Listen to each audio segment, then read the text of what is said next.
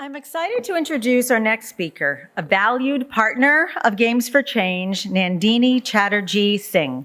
She's the Senior National Program Officer for UNESCO's Institute of Education for Peace and Sustainability. In her presentation, Nandini will discuss the penetrative power of SKY, Children of Light, in developing pro-social behavior in adolescents. Please join me in welcoming Nandini.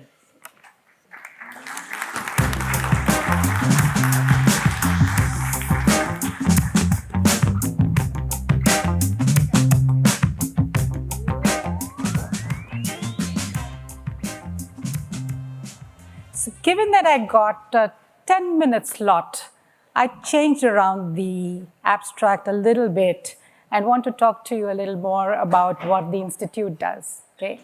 And we are into building kinder brains, okay?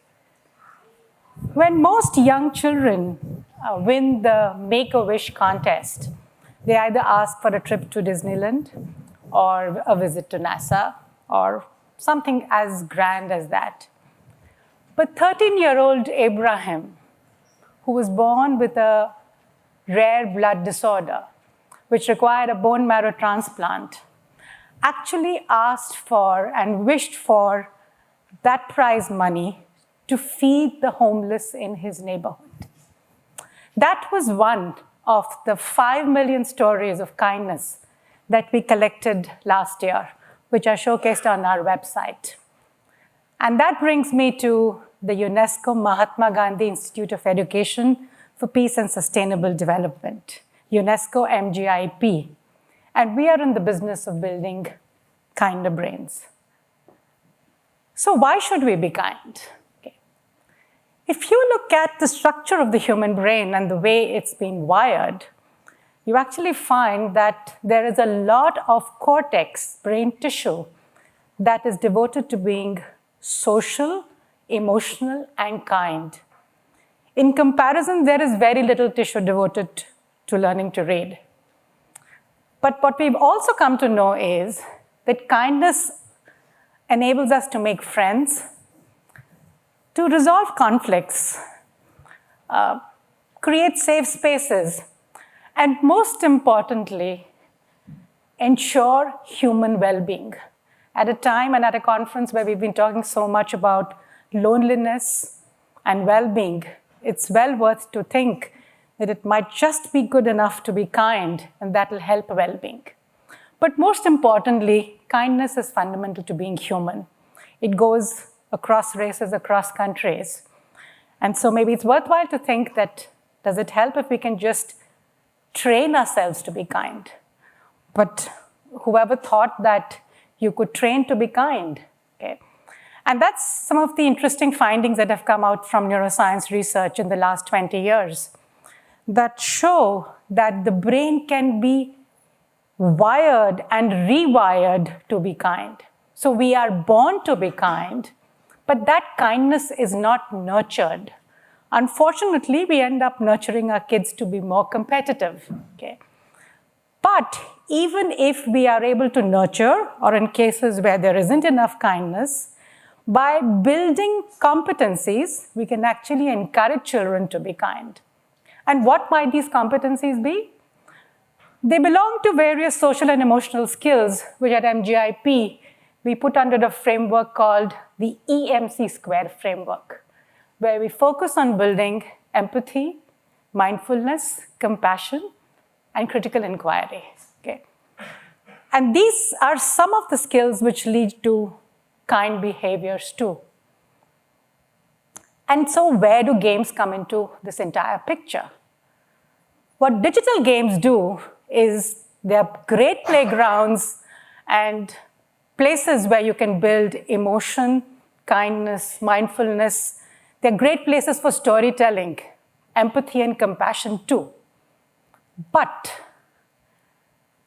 what we want is these games should be actually able to train the brain.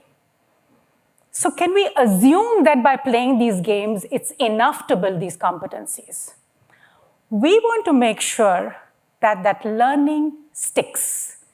If kids are playing that game, They do actually take away the learnings that they encounter during the game to build those competencies of empathy, which they are naturally expressing as they navigate the game. So how do we make sure that learning actually happens?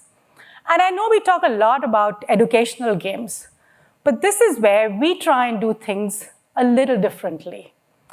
We look at games created for entertainment, but ones which have a great narrative or a story which acts as the hook which brings the player in to actually play the game.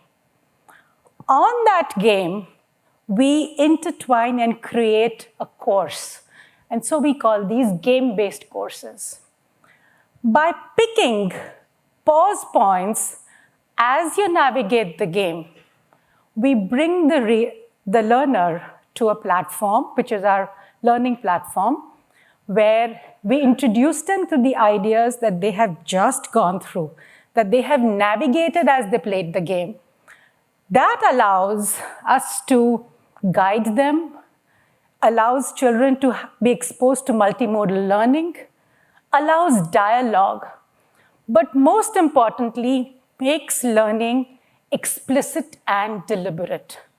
Something what the teacher does in the classroom, but now a game-based course does. Okay? And that's how we create game-based courses, which we think will actually be great to create these competencies. So is this just talk, or have we been able to test that this actually happens? And so I'm going to talk to you very briefly about 3 courses that we created. One which was built around Bury Me, My Love, which was called Identity in Crisis. Okay? So it's about 13-year-old Noor who's navigating Syria to Europe, and you're playing the role of her husband as she navigates this. But along the way, we paused learners to explore ideas of migration, why that happens, how there's a loss of belonging, and how there's a loss of identity for her.